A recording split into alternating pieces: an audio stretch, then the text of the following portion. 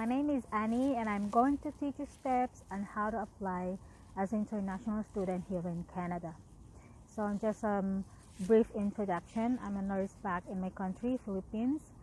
I came here December of 2018. I took the course called PSW or Personal Support Work, and I graduated December of 2019. The purpose of this video is to guide you on how to proceed with your application as an international student here in Canada. It promotes DIY or do it yourself. You can hire an immigration consultant for this one, but most of the documents you will need will most likely be gathered by yourself. So it's up to you. If you want to pay or if you want to save more or less than 2,000 to 3,000, some immigration consultants are cheaper than that. Imagine the amount of money you can save, and that money you can actually use it for other expenses, or like if you're here already, it's a lot of money. I met a lot of international students, Indian or Filipinos, and there's not really a difference with or without immigration consultant. The important thing is you just have to follow the steps in applying as international student. You submit all the CIC checklists that they require you to submit, and you have to have a strong SOP or statement of purpose. I'm telling you, the SOP is one of the important part of the application.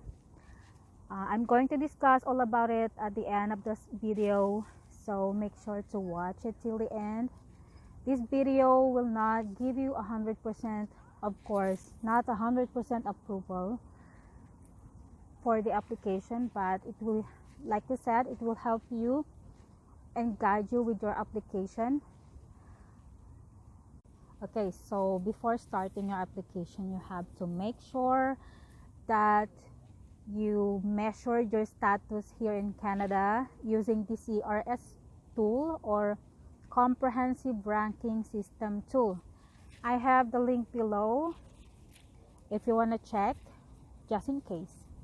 The first thing you need to check is your passport. You have to make sure that it's not going to expire for the next 5 years.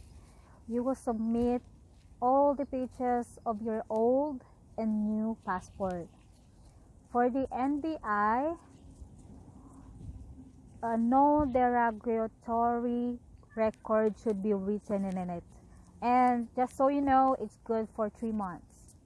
Okay, so to be an international student here in Canada is a lot more expensive than the other pathways. So the financial aspect is important to consider. There are 2 ways in coming here in Canada: the SDS or Student Direct Stream, and the other one is regular stream. In SDS or Student Direct Stream, you have to pay the whole tuition fee for the school. It will depend on the school, so that's 15 to 16,000 Canadian dollar. Plus, you have to put money in a Canadian bank account here in Canada with the amount 10,000 Canadian dollar. So that's all in all 25,000 Canadian dollar. In Philippine peso, it's one plus other expenses would be 1.3 million peso, all in all.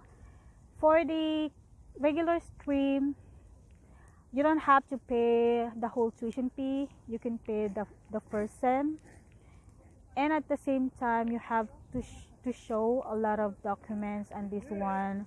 For example, your passbook, the bank certificates, land titles, properties, car papers, just to make sure, or that just to show that you can finance yourself once you're in here, or somebody else will sponsor you, because it's important to show that you're coming here to study, not to work.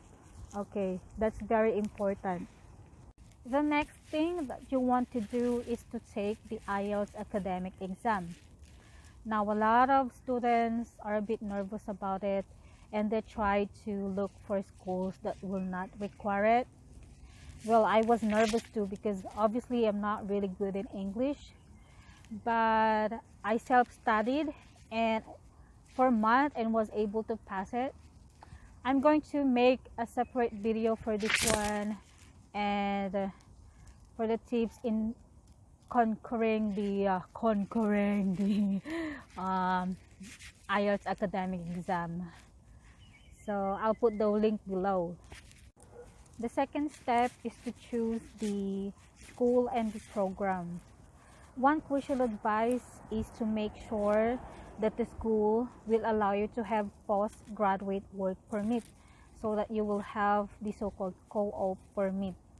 Now this PGWP or postgraduate work permit will allow you to work in an institution related to your course, meaning you will have a practical skill.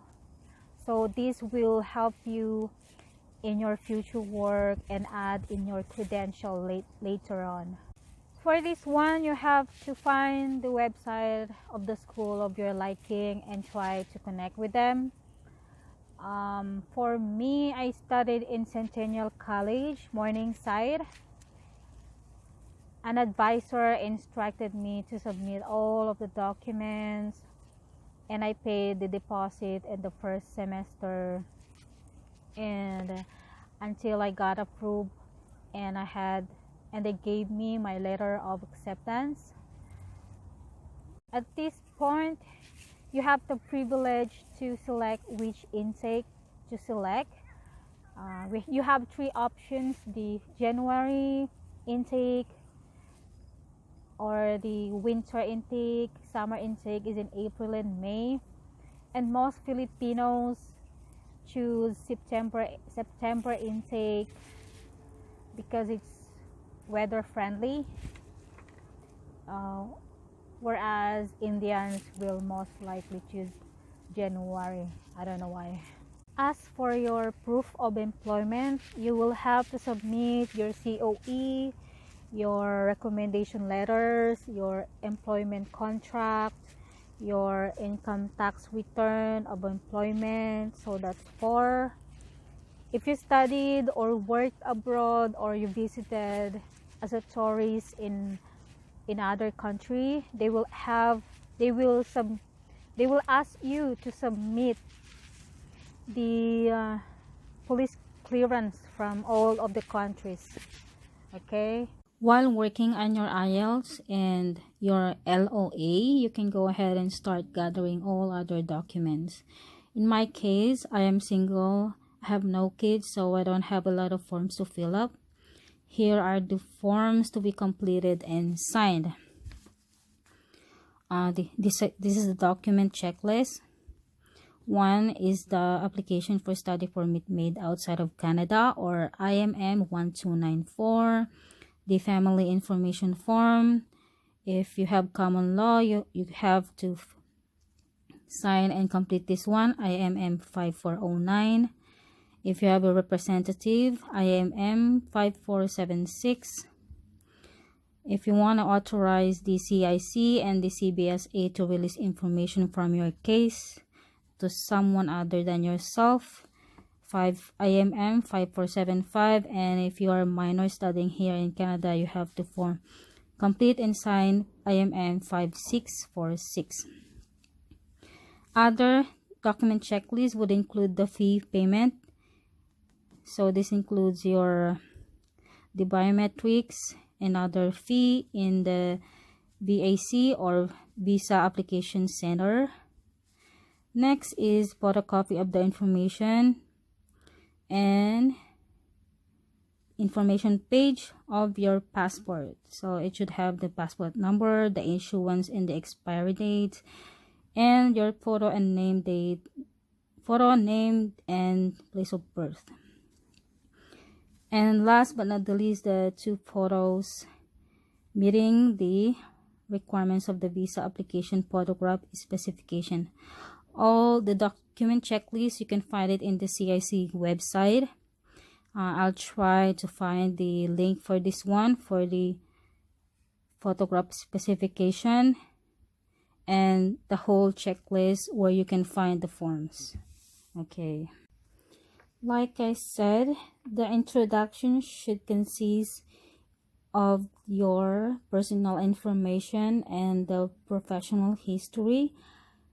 I made a brief introduction of myself, where I live, age, my course, and in the Philippines, and the school year. For the body, it should explain your goals and the connection between your current profession and the program you're taking, and how this program you will be taking in Canada will help you in finding a better job in the Philippines. You have to convince the visa officer that you will study only in Canada. So it's in big letter in my board. Okay. So they don't want students who will break the law by working more than 20 hours per week. They want you to go home after school. It's vital that you show them that you know the laws and that you will not be living here in Canada illegally. Moreover, if the school you will be taking is not related to your profession, you have to explain to them why. For example, you are a nurse and you're going to take business related course. You can say you have a business back home and there's no one to take care of it but you, and you want an international credential to help you boost your knowledge of it. And then there's the body. The body should explain why you chose the program. You can say, I chose this program because it's related to my course. It will be helpful if you mention international experience. If you're in the field of business, you want to expand your knowledge and skill and learn from Canadian education system. The second question is why you chose the school. In my case, I said I've searched online and asked international students which school is the best and which offers a higher quality of education. Last is why Canada. In my case, I compared Canada with United States and presented some numbers or figures of the possible expenses, showing that studying in Canada is cheaper. I mentioned as well that Canada is one of the top 10 safest countries in the world.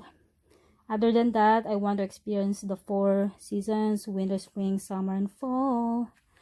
I mentioned schools from my country that offers the same course, but I wanted to try mingling with the more diverse ethnicity of people. At the last part of my SOP, I mentioned my plans on going back to the Philippines. In here, you can enumerate your home times as mentioned earlier. Other than properties and bank accounts, you can say you want to take care of your family back home instead of living far away from them. The course will help you vastly with your profession and that you don't have to go abroad to be financially stable. In my case, I wrote that we are 5 siblings and we are pretty much scattered around the world. My brother is in New Zealand, sister is in Australia, youngest brother is in Saudi Arabia, and my younger brother stays in another province in my country during weekdays for work. So my parents are really getting old. No one to nurse them or look after them. I worked abroad for more than 4 years. I know how hard it is to be far away. At the last part as well, you can write the details of the school you will be going, when will it end, and the program itself. You specify the date of when your PGWP expires and the date of your tentative date of going back home. As for sponsorship, I have little knowledge about this because nobody sponsored me, but all I know is you can state that relatives living in or not in Canada will help you financially, but you have to mention that you don't have plans on staying after your PGWP. At the last paragraph, you will have to mention that you'll be attaching the documents. If you're going to apply online, scan it and convert into PDF. If it doesn't work, you might need to use the Internet Explorer when you upload it. If it's paper-based, print everything and submit to the Canadian Embassy close to you.